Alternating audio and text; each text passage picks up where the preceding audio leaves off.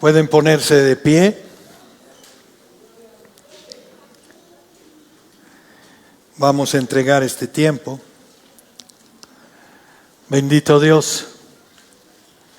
Gracias, Señor. Gracias porque hoy estamos acá, Señor. Porque tú nos pones el querer y el hacer en nuestros corazones, Señor. Cada vida que está presente, Señor.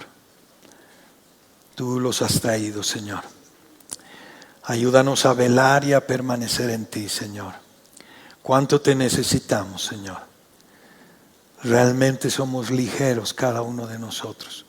Nos distraemos con mucha facilidad, Señor.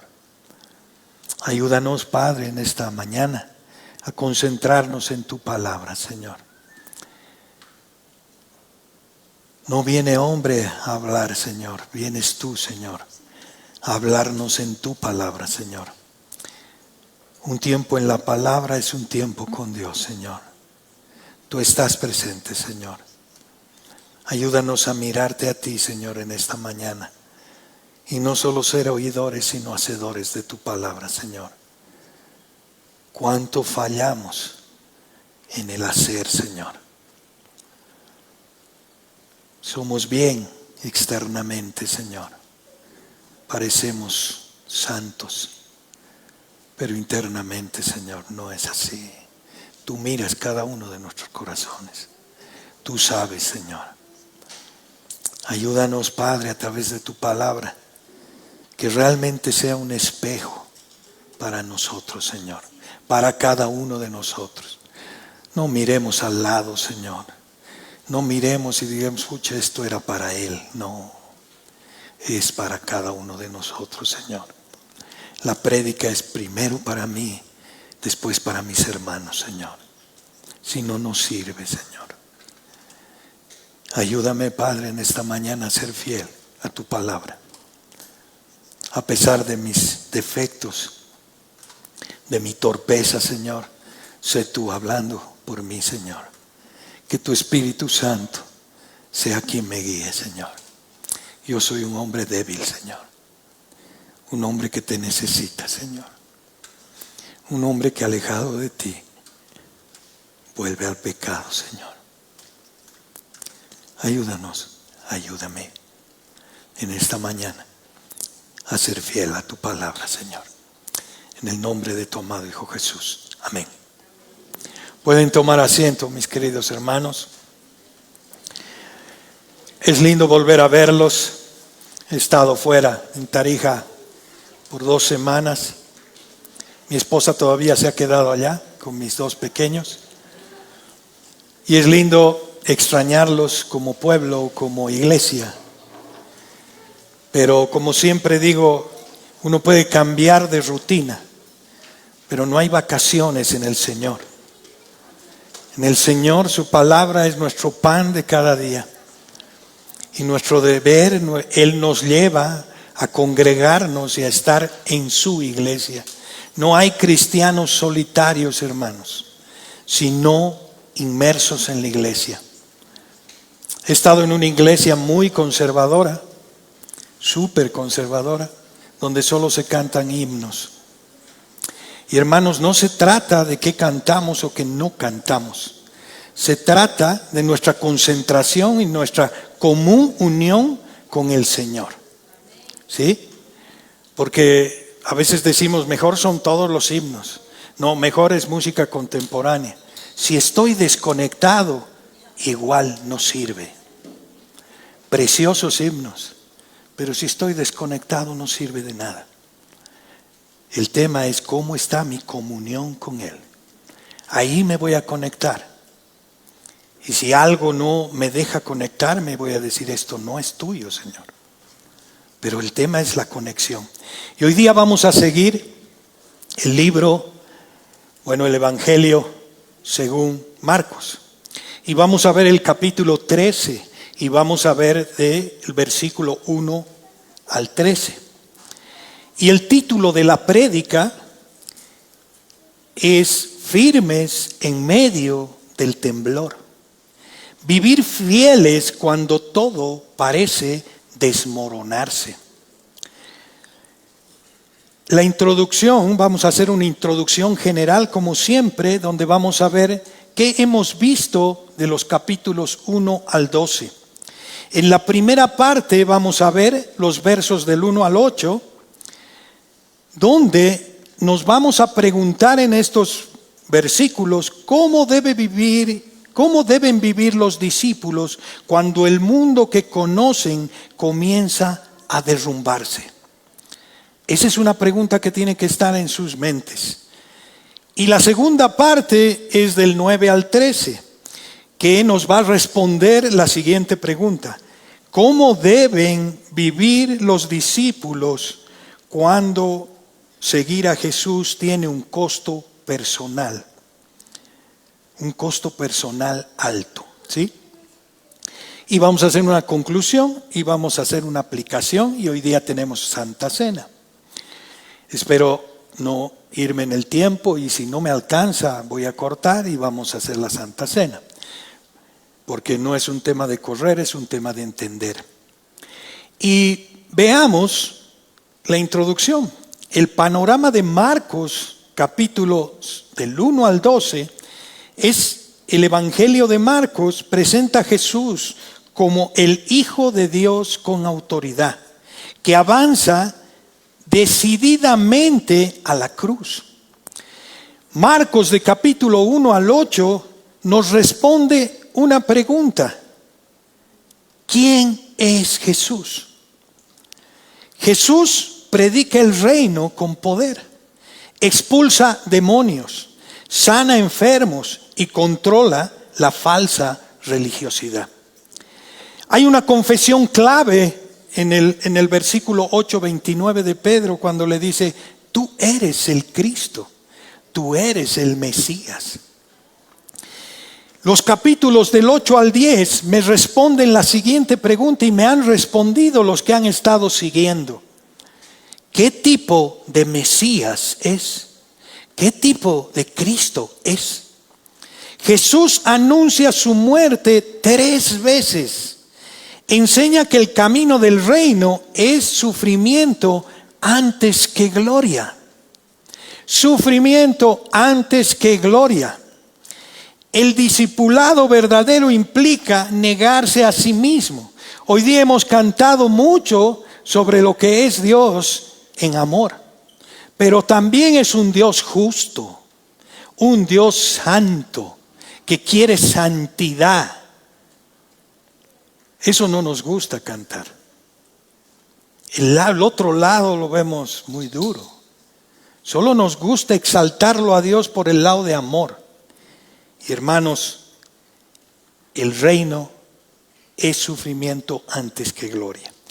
El discípulo verdadero implica negarse a sí mismo, y eso es duro, eso es nuestra caminata. Marcos capítulo 11 y 12, hay una confrontación final en Jerusalén. Hay una entrada triunfal que le hemos visto, hay una purificación del templo, denuncia contra los líderes religiosos, parábolas del juicio. Jesús deja claro que el sistema religioso ha sido hallado culpable. Eso deja clarísimo. Y el contexto inmediato del capítulo 13 ocurre en la última semana de Jesús. Son sus últimos días. A horas de su muerte. No es un discurso para curiosos, hermano. Es una instrucción pastoral urgente de Jesús para sus discípulos, que pronto iban a quedar solos. Y esto nos lleva al primer punto que vamos a ver, el capítulo 13 del 1 al 8. Abran sus Biblias o se hagan el seguimiento acá, donde, y voy a leer el extenso, donde dice: Jesús predica la destrucción del templo. El 13 dice: saliendo Jesús del templo, le dijo uno de sus discípulos: Maestro, mira qué piedras y qué edificios. Jesús respondiendo le dijo: ¿ves estos grandes edificios? No quedará piedra sobre piedra que no sea derribada. Las señales antes del fin. Continúa el 3 y dice, y se sentó en el monte de los olivos frente al templo, y Pedro y Jacobo, Juan y Andrés le preguntaron aparte, dinos, ¿cuándo serán estas cosas?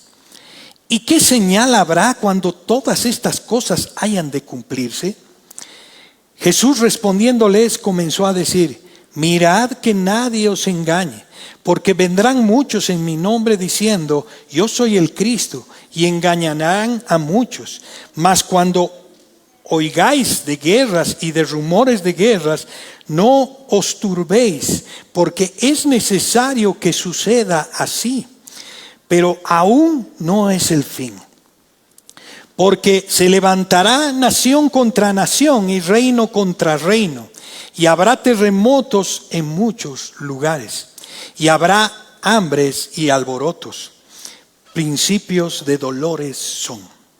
¿Cuál es la pregunta que responde todo este texto? ¿Cómo deben vivir los discípulos cuando el mundo que conocen comienza a derrumbarse? Y ahí va a venir el desarrollo. El versículo que hemos leído del 1 al 2, vayamos por partes. Porque ahí les dice, saliendo Jesús del templo, le dijo uno de sus discípulos, maestro, mira qué piedras y qué edificios. Tienen que ver cómo es la pregunta, qué están preguntando, o están admirando en realidad. Jesús respondiendo le dijo, ¿ves esos grandes edificios? No quedará piedra sobre piedra que no sea derribada. Ahora, aquí hay un tema clave para entender. Cuando lo que admiramos no es lo que Dios sostiene. No todo lo que admiramos Dios sostiene. Lo que el hombre considera firme y permanente puede estar a punto de caer si no está alineado al propósito de Dios. Solo lo que Él edifica permanece. Solo lo que Él edifica. Y aquí veamos, primer punto, el error del asombro humano. Confundir grandeza con aprobación divina. Mira qué templo. Tremendo. Los discípulos no estaban admirando algo malo en sí mismo. El templo era majestuosamente hecho, majestuoso arquitectónicamente, impresionante económicamente. Era el centro espiritual para Israel, el templo. Pero había un problema grave, hermanos.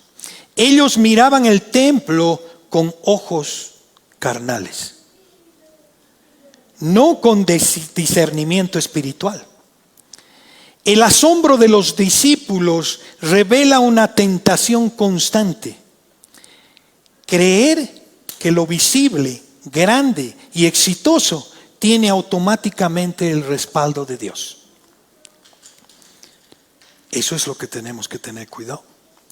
Hoy ocurre lo mismo, hermanos. Iglesias grandes no es lo mismo que iglesias fieles. No. Tradiciones antiguas no es lo mismo que una verdad eterna. Actividad religiosa no es lo mismo que obediencia. No. El templo se había convertido en un símbolo de seguridad falsa. Mientras el templo esté de pie, Dios está con nosotros. Esa era su seguridad. Jesús rompe esa ilusión. Y veamos una segunda parte en esto. La perspectiva divina. ¿Cuál es? Dios ve lo que el hombre no quiere ver. Jesús no se impresiona con las piedras, oro, ni historia. O se impresiona y le dice, sí, wow, qué templo. No. Él ve hipocresía religiosa. Él ve exclusión de los gentiles. Él ve corrupción espiritual. Un sistema que usa el nombre de Dios, pero resiste su voluntad. Por eso su declaración es radical. No quedará piedra sobre piedra. No es una amenaza impulsiva, hermanos. No. Es un veredicto divino. Él es un Dios santo, justo. Dios no destruye por capricho. Destruye lo que ya está espiritualmente muerto. Antes de que el templo cayese físicamente, ya había caído espiritualmente. Tercera verdad incómoda.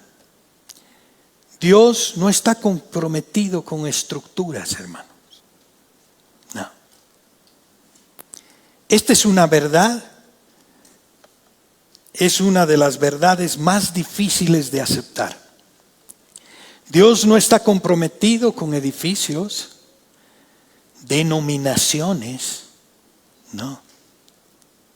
Sistemas religiosos, tradiciones humanas, no. ¿Qué es de las denominaciones? ¿De dónde han salido? Yo soy de Yesón, yo soy de Cristo. No soy de una denominación. Yo leo su palabra. Mi única autoridad es la Biblia, su palabra, no de un hombre. Dios está comprometido con su gloria, con su verdad que está en su palabra, con su plan redentor y un pueblo que le obedece, hermanos. Eso es lo que quiere Dios, que le obedezcamos. Cuando una estructura deja de servir al propósito de Dios, Dios no la sostiene, hermanos. Aunque tenga historia, aunque tengamos 50, 70 años, prestigio o apariencia espiritual, no la va a sostener.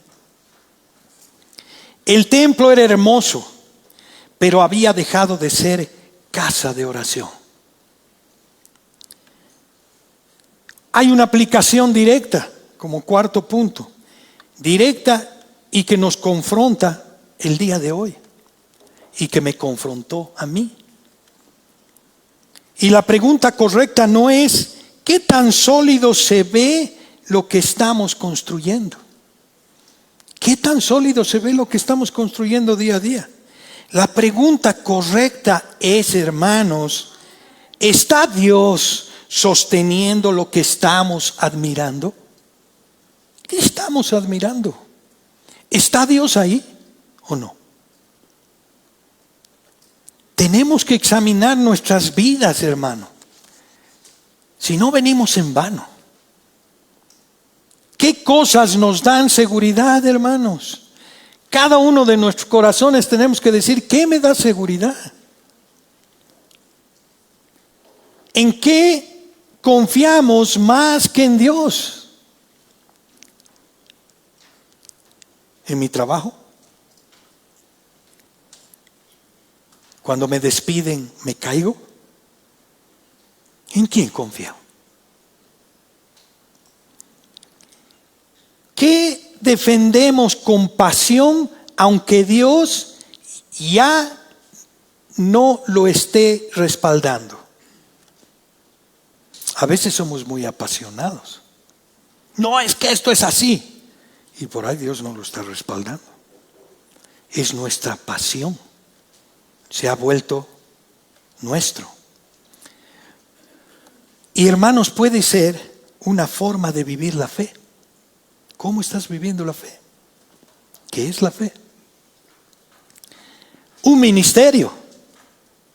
Lo que yo hago puede ser mi piedra de tropiezo. si no miro a Jesús y no miro mi condición de hombre? Una tradición es que siempre se hace así. No todo lo que siempre hacías está bien. Debes evaluarlo. ¿Ante quién? No ante un hombre, ante la palabra de Dios. Incluso una imagen personal de espiritualidad.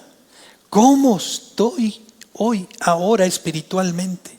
¿Cuál es mi imagen y cómo soy de verdad? Jesús sigue diciendo hoy, eso que admiras puede caer. Eso que amas puede ser quitado. Y como punto 5, hay un llamado pastoral acá. El mover la confianza. ¿En qué está tu confianza? Jesús no está llamando a los discípulos a desesperarse, sino a trasladar su confianza del templo a Cristo. El templo no es tu seguridad, yo soy tu seguridad.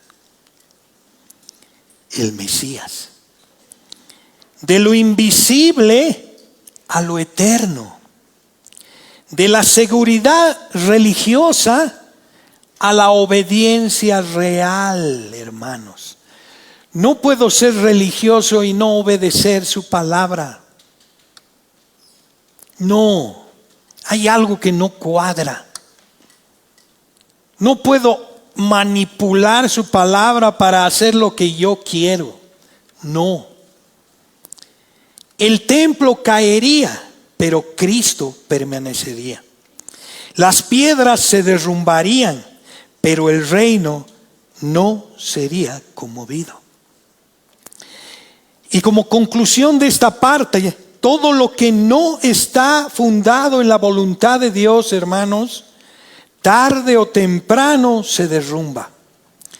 Pero lo que edifica, lo que está edificado sobre Cristo, permanecerá aunque todo se derrumbe.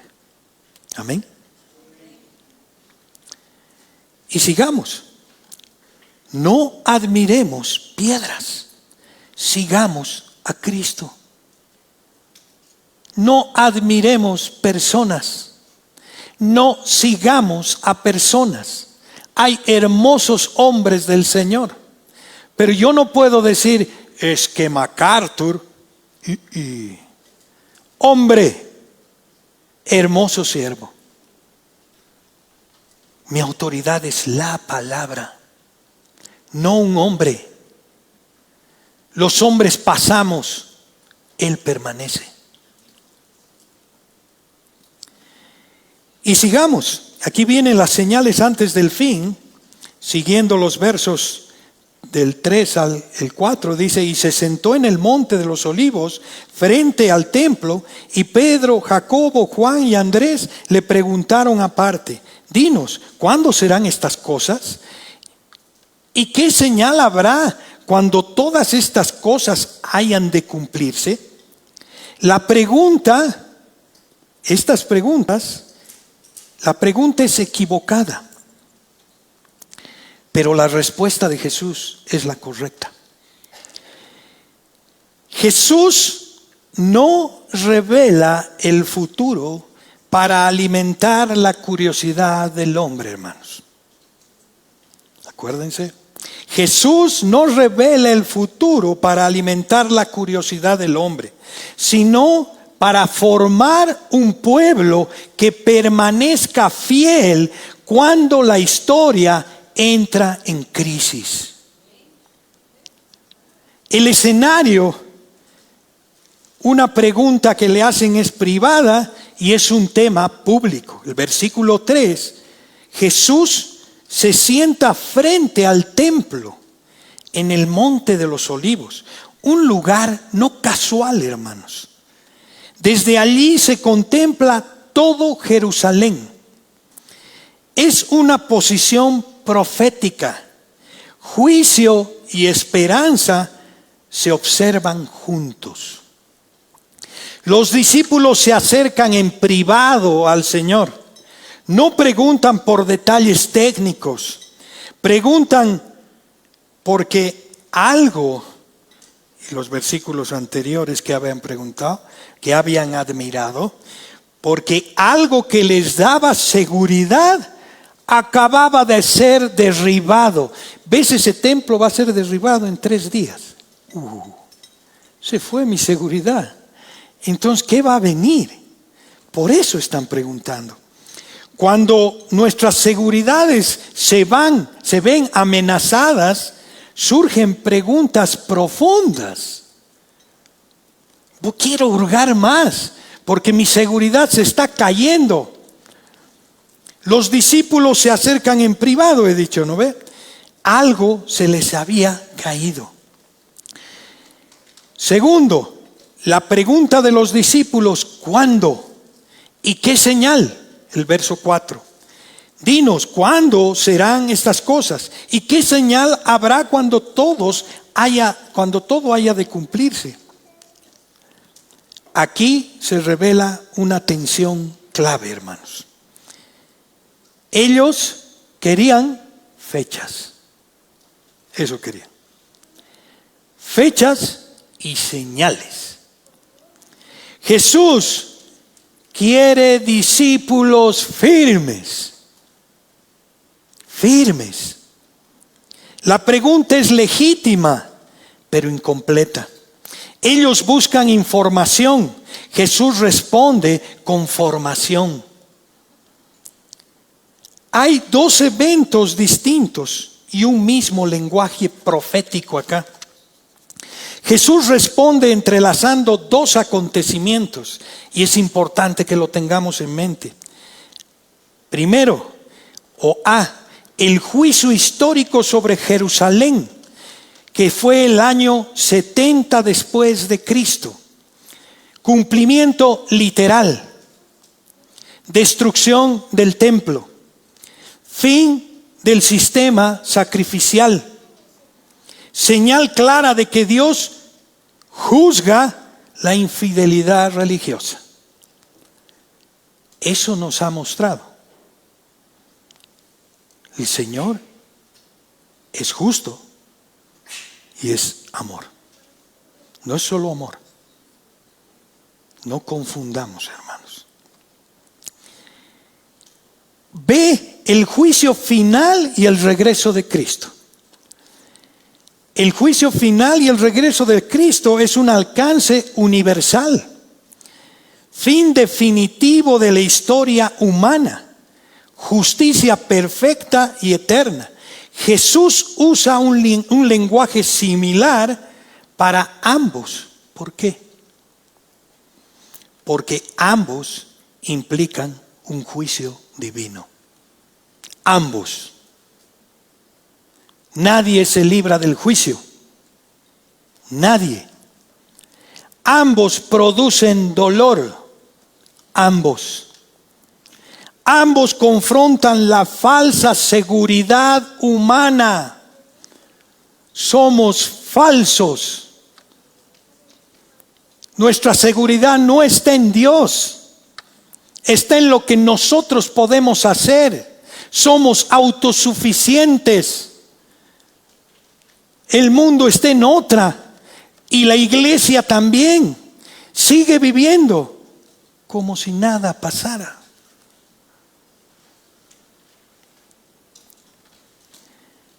El primero, hermanos, está anticipando el segundo. Son 2 acontecimientos. El primero anticipa el segundo. Lo temporal apunta a lo eterno. Hay una clave interpretativa esencial acá. El error común de cada uno de nosotros es forzar cada detalle a un solo evento. Jesús no separa completamente, porque su propósito no es cronológico, hermanos. sino pastoral. Está formando discípulos. El juicio sobre Jerusalén funciona como, y así lo tenemos que ver, ¿cómo funciona el juicio para Jerusalén? Como advertencia visible. Dios va a juzgar. Ilustración histórica. Esto pasó literalmente. Anticipo del juicio final. Me está anticipando. Si Dios juzgó a su propio pueblo por infidelidad, ¿cuánto más al mundo que rechaza a Cristo? ¿No nos va a juzgar? La intención de Jesús es formar una perseverancia, no una especulación, hermanos. Jesús no dice anoten fechas, no dice calculen eventos, no dice discutan sin fin, no. Jesús dice en esencia, prepárense para vivir en medio de la incertidumbre. Prepárense. El enfoque del discurso no es cuándo termina el mundo, sino cómo vivir mientras llega el fin. ¿Cómo quiere que vivamos? Y la aplicación directa para hoy no es, la aplicación directa para hoy es que la iglesia sigue cayendo en la misma tentación. Seguimos. Muchos están obsesionados con las señales. Este año han empezado con muchas señales, pero están obsesionados con las señales. Hay un sensacionalismo profético. ¡Wow! Ahora sí. Discusiones que producen miedo o división. No estamos para dividirnos, hermanos. Para eso tenemos la autoridad de la palabra. Ahí está todo. Jesús no alimenta eso. No es el corazón de Jesús. Él forma creyentes que disciernen el tiempo. ¿Sí? Tenemos que discernir todo lo que vivimos diariamente.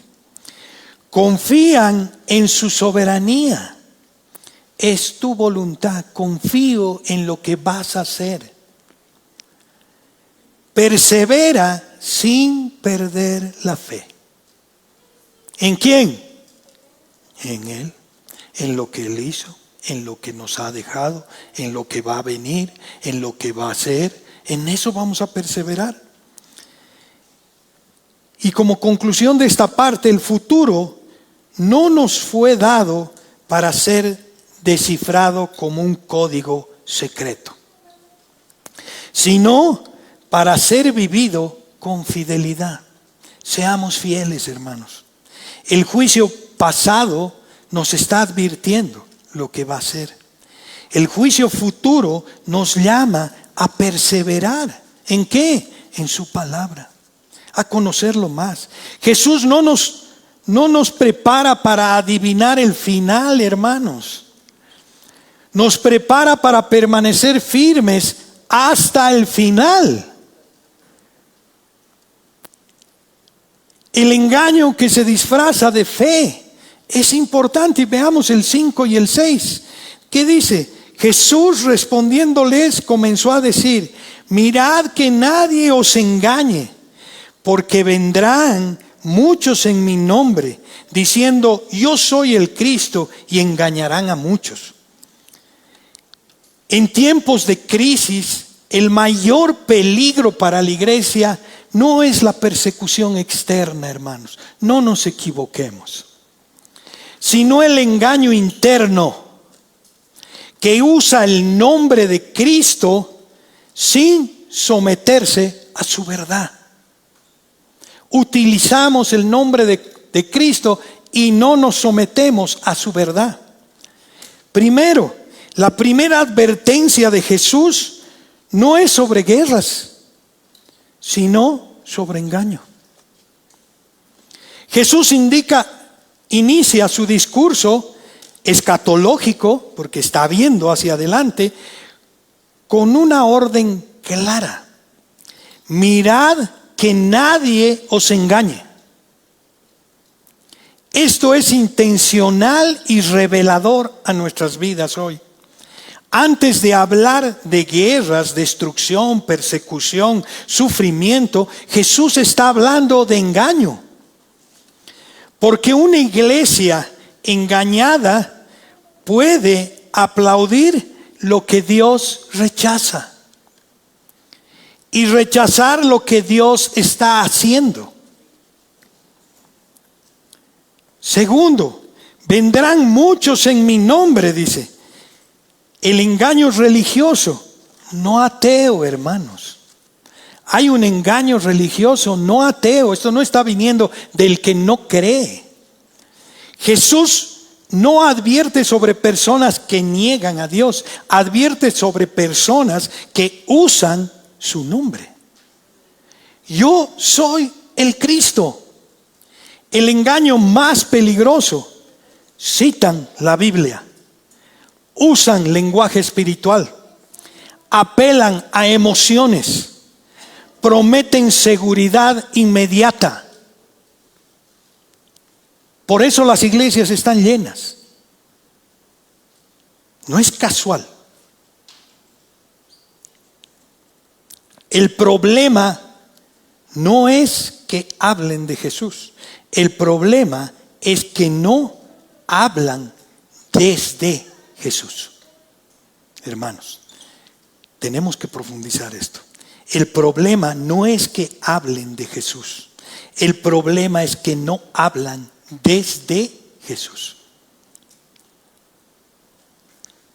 Falsos cristos y falsas promesas. Salvación sin cruz, hermanos. Los falsos cristos siempre ofrecen soluciones rápidas, escape del sufrimiento. Eso ofrece. No vas a sufrir, todo se va a resolver, hermano, todo. Poder sin arrepentimiento. ¿Cómo puedes alabar a Dios si no te arrepientes, hermano? Lo primero que hizo Jesús es, y desde Juan, arrepentíos. Gloria sin obediencia. Prometen protección sin santidad. Victoria sin perseverancia. Fe sin costo. Qué fácil, hermanos. Yo no leo eso en la palabra de Dios. Yo no miro eso. ¿O qué Biblia estaré leyendo, hermanos? Por ahí me han dado otra Biblia. Todo mensaje que elimina la cruz no viene de Cristo. Aunque lo mencione, hermanos, qué peligroso es decir, ahora el mundo está hablando de Jesús.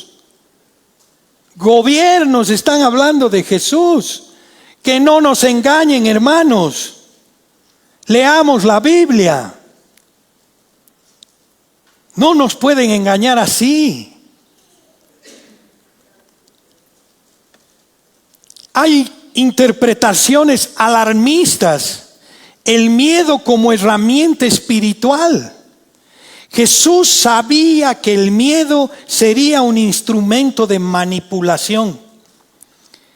El alarmismo espiritual. Exageran las señales. Ahora sí viene. Usan fechas o probabilidades de fechas. Esto estamos hablando del Evangelio. Ya lo dijo Jesús. Desde ese tiempo es. Crea una emergencia emocional, no real. Paraliza el discernimiento. Cuando el miedo gobierna, la verdad deja de gobernar, hermanos. Una iglesia asustada es fácil de controlar. Y les demuestro la pandemia. Nos ha controlado. El miedo nos controló. Hemos temblado. Hemos creído. Porque ninguno ha ido a la palabra.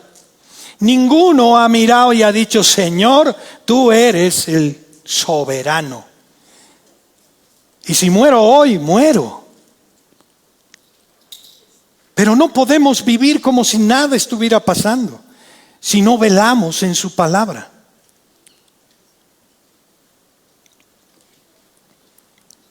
Y aquí hay un principio inquebrantable: discernimiento antes que espectáculo, hermanos.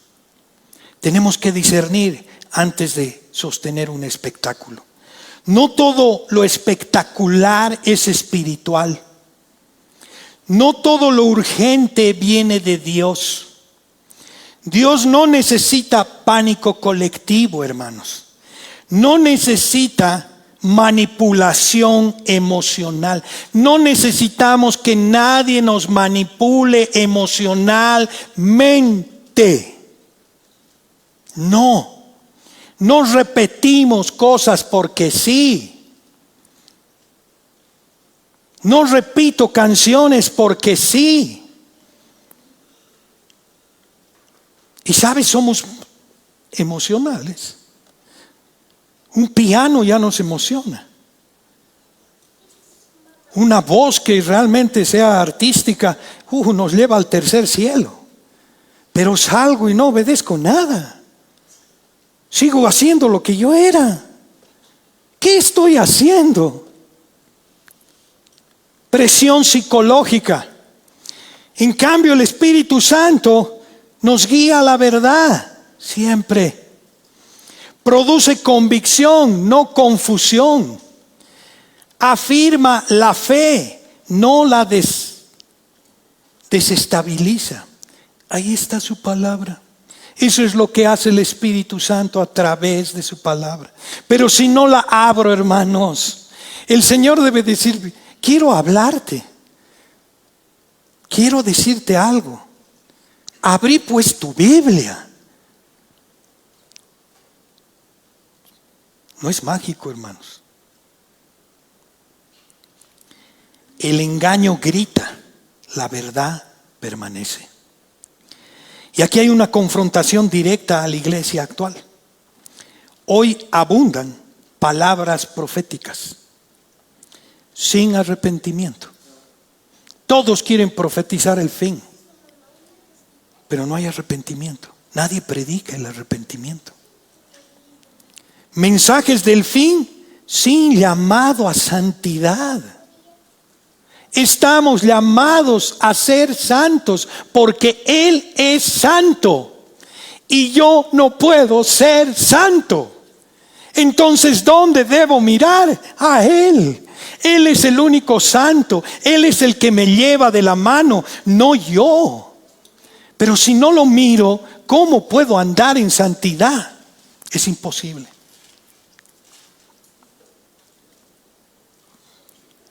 Líderes que prometen seguridad mientras evitan la verdad.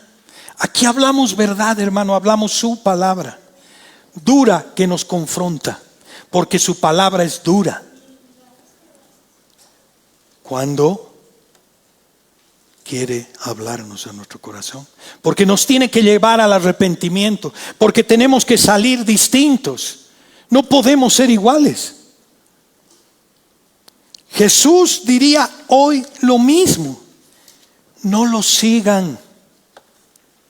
No todo el que habla fuerte habla de parte de Dios, hermanos. No todo el que tiene seguidores tiene autoridad espiritual. No. Y aquí viene una responsabilidad del creyente maduro. Jesús no dice: no se engañarán. Dice: no permitan que los engañen. No permitan que los engañen. El discernimiento es una responsabilidad espiritual no una opción, hermanos. ¿Y cómo voy a discernir si no conozco su palabra?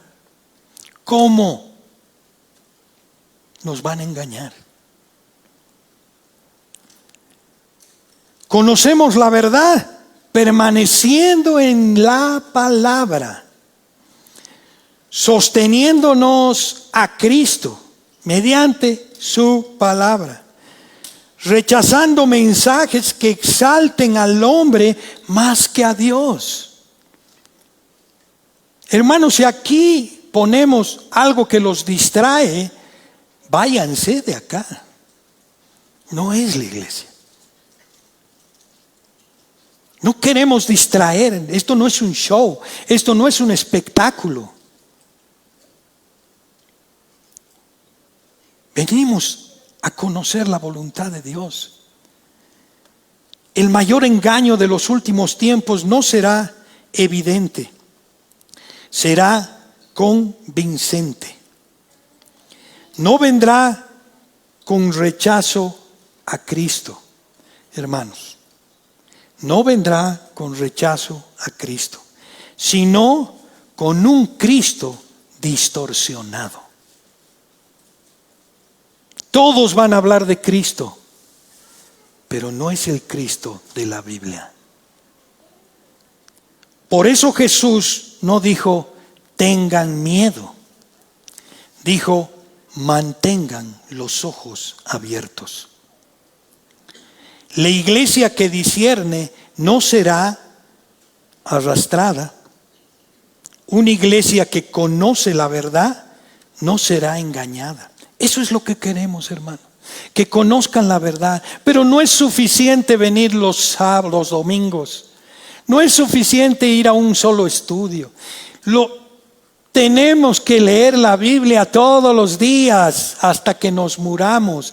Tenemos que entender quién es Dios y qué quiere de nosotros. Porque la obediencia es un resultado de conocer a Cristo. No viene por obligación, es imposible obedecerlo si no lo conozco, si no lo amo.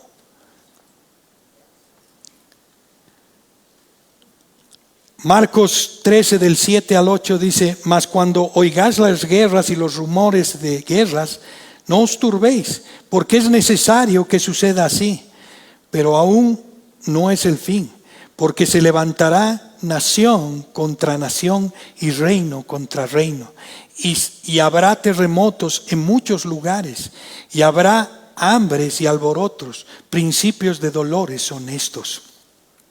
El dolor que sacude al mundo no es evidencia de un Dios ausente, sino de un Dios que gobierna la historia con propósito eterno. Jesús no niega el dolor, lo redefine. Jesús no suaviza el discurso, Él menciona realidades duras, hermanos, guerras, terremotos, hambres. No dice si ocurren, sino cuando ocurran. El cristianismo bíblico no promete una vida sin crisis. La anterior semana ha predicado el hermano Víctor. Pablo estaba en la cárcel y el evangelio avanzaba. No sé si será lindo entrar a la cárcel, creo que no, hermanos. Promete una vida firme en medio de ellas, en medio de la tribulación, nos promete una vida firme. Jesús no prepara a sus discípulos para evitar el sufrimiento, hermanos, sino para interpretarlo correctamente. Segundo, no se alarmen. Una orden espiritual, no un consejo emocional. Cuando oigáis de guerras, no os alarméis. Esto no es indiferencia, hermanos. Es convicción teológica. Es saber quién es Dios. El pánico nace cuando creemos que Dios perdió el control. pánico. Se salió de sus manos. El mal está ganando. La historia se salió de las manos de Dios y ahora ¿qué vamos a hacer? Jesús corta esa mentira de raíz. El creyente informado por la palabra no vive dominado por el miedo. Si cada uno de nosotros conociéramos a Jesús como Él quiere que lo conociéramos, no viviríamos en temor.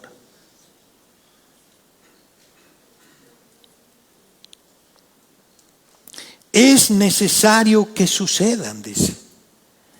Soberanía que incomoda. Realmente nos incomoda. ¿Cómo, Señor, que suceda? No, pues, si yo he sido bueno contigo, he hecho todo lo que me has dicho. No, aquí dice otra cosa. Es necesario que suceda. Jesús afirma algo perturbador. Es necesario que suceda. No dice es lamentable.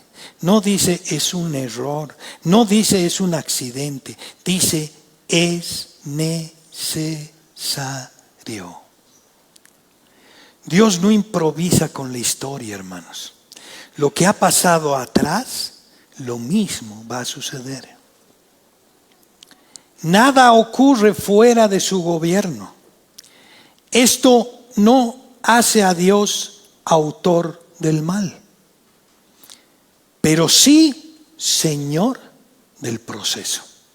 Él es el Señor. Principios de dolores, dice. Sufrimiento con propósito. No es que los principios de dolores son hoy, no, ya empezó. Ya empezó desde la época de Jesús. Ya lo dijo. Principios de dolores. Jesús usa una imagen poderosa, dolores de parto. El dolor no es el final. El dolor no es inútil. El dolor no es eterno. Los dolores anuncian que algo nuevo viene. El mundo gime, pero no es en vano. La creación sufre, pero espera redención. Y aquí hay una confrontación directa a una fe superficial. Muchos se escandalizan cuando llegan las pruebas, porque fueron formados con un evangelio incompleto. Promesas sin cruz. Bendición sin perseverancia.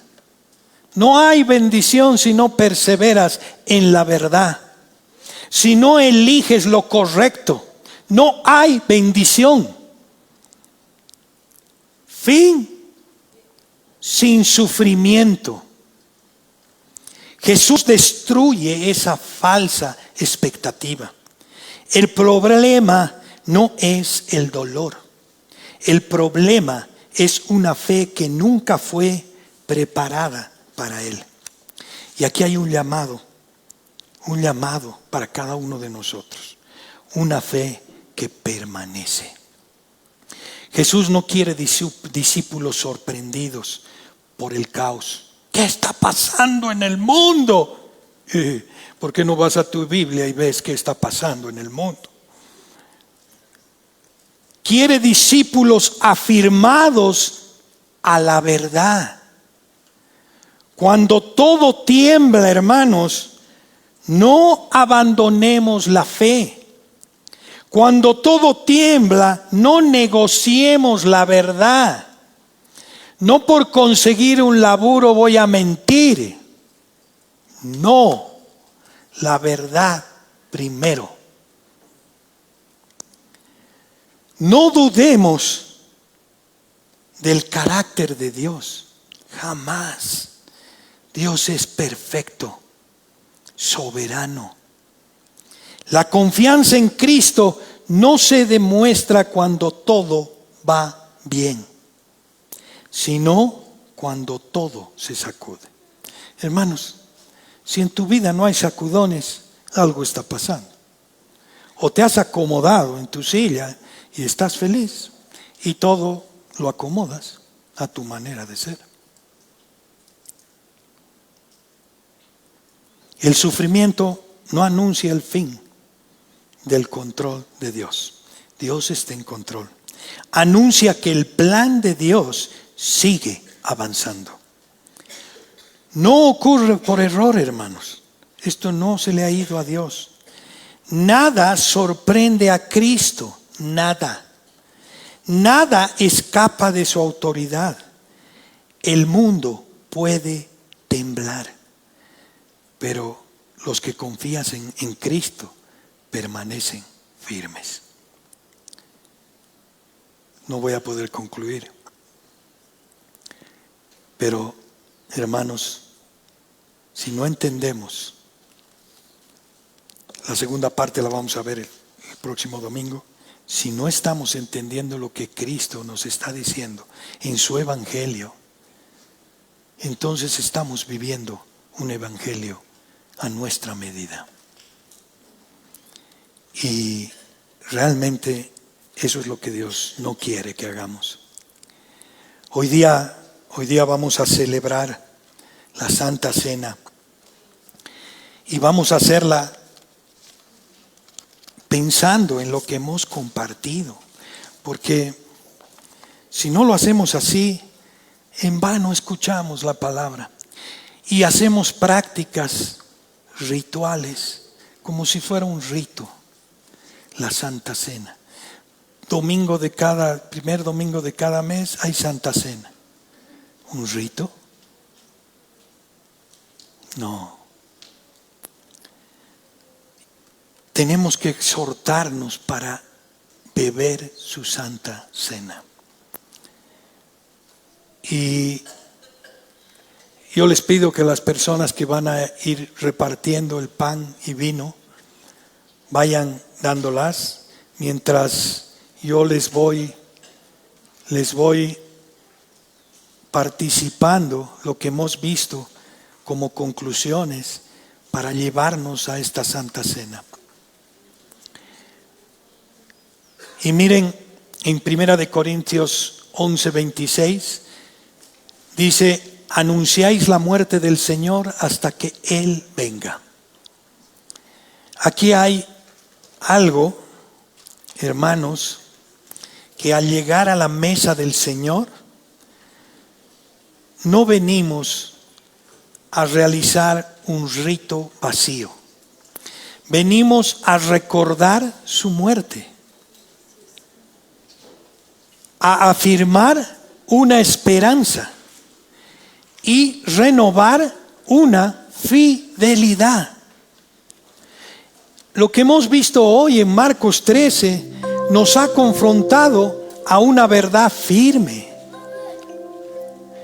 El mundo tiembla, las estructuras caen, ese templo cayó, el sufrimiento llega, hermanos, la persecución es real, no es ficticia, pero Cristo sigue reinando y Cristo volverá.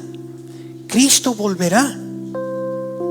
La Santa Cena, hermanos, se celebra precisamente en ese intervalo entre la cruz y la corona, entre la primera venida y la segunda, entre el sufrimiento presente y la gloria futura. La Santa Cena, hermanos, y la caída de las seguridades humanas que hemos visto en los versos 1 y 2, Jesús anunció la caída del templo, aquello que parecía indestructible. Hoy, al tomar el pan y la copa que las van a tener en sus manos, vamos a confesar algo radical, hermanos, radical.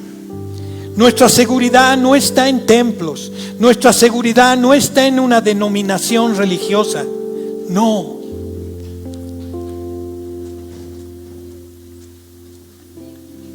No está en sistemas ni en una estabilidad terrenal. No está en mi trabajo, no está ahí. No está en mi casa, no está porque tengo papá y mamá. No está ahí. Nuestra seguridad está en el cuerpo entregado y la sangre derramada de Cristo. Ahí está, en su obra perfecta. El templo fue destruido, hermanos, pero el sacrificio de Cristo es eterno, eterno y suficiente para nosotros. Al participar, hermanos, decimos: no confío en lo que veo. No. Confiamos en aquel que murió por nosotros. La Santa Cena, en medio del dolor y del caos, los versos 7 y 8, Jesús nos enseñó que habrá guerras, hambre, terremotos, que no significa descontrol, hermanos, sino son principios de dolores. No es el final. La Santa Cena nos va a recordar hoy que el dolor no es el fin de la historia. Lo que estés pasando, lo que vas a pasar, no es el fin de la historia. Que el sufrimiento no es inútil, hermanos. Que Dios sigue gobernando. El pan partido nos habla de un cuerpo quebrantado. La copa nos habla de la sangre derramada. Cristo no nos salvó desde lejos, hermanos. Podía. Entró en dolor para redimirnos. Él fue crucificado por ti y por mí. Y no puedo pasar de largo esto. No puedo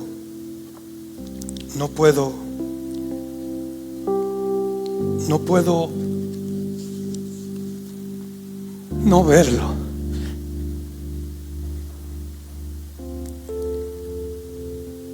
Y esto es un llamado para examinar nuestros corazones. Y antes de participar de esta Santa Cena, yo quiero que examines tu corazón. Háblale a Él y pregúntate a ti: ¿estoy confiando en Cristo o en falsas seguridades? ¿Estoy perseverando o estoy negociando nuestra fe? ¿Estamos viviendo por la esperanza de su venida o no? ¿Cómo estamos viviendo? Haz una oración y haremos juntos. Señor, es imposible ver que podemos participar de tu mesa sin ver tu obra en la cruz, llevado al madero, Señor. Ese intercambio, ese glorioso intercambio que has hecho, Señor, en la cruz por cada uno de nosotros. Tu justicia imputada a nosotros, pecadores. Y todo, nuestra injusticia imputada en ti. Oh Señor, ayúdanos, Señor, a vivirte conscientemente de que tú eres nuestro Señor y que no es lo que hagamos nosotros, Señor, es lo que tú ya has hecho por nosotros. No es mi esfuerzo, Señor, es tú, es tu gloria, es tu obra hecha en la cruz. Hermanos, acerquémonos con reverencia y gratitud, agradecidos. Comamos el pan, recordando su cuerpo entregado por nosotros. Comamos.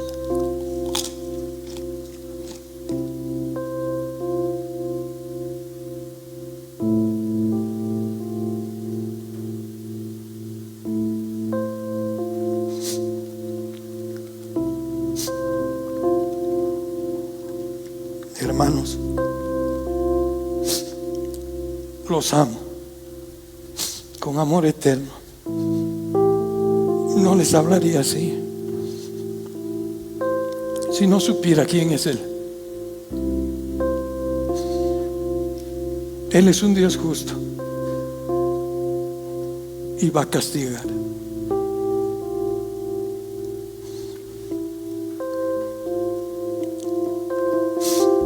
Bebamos la copa, recordando su sangre derramada para el perdón de mis pecados. Miserable, miserable de mí, ¿quién me salvará? Solo tú, Cristo, solo tú has podido hacer eso. Bebamos la copa.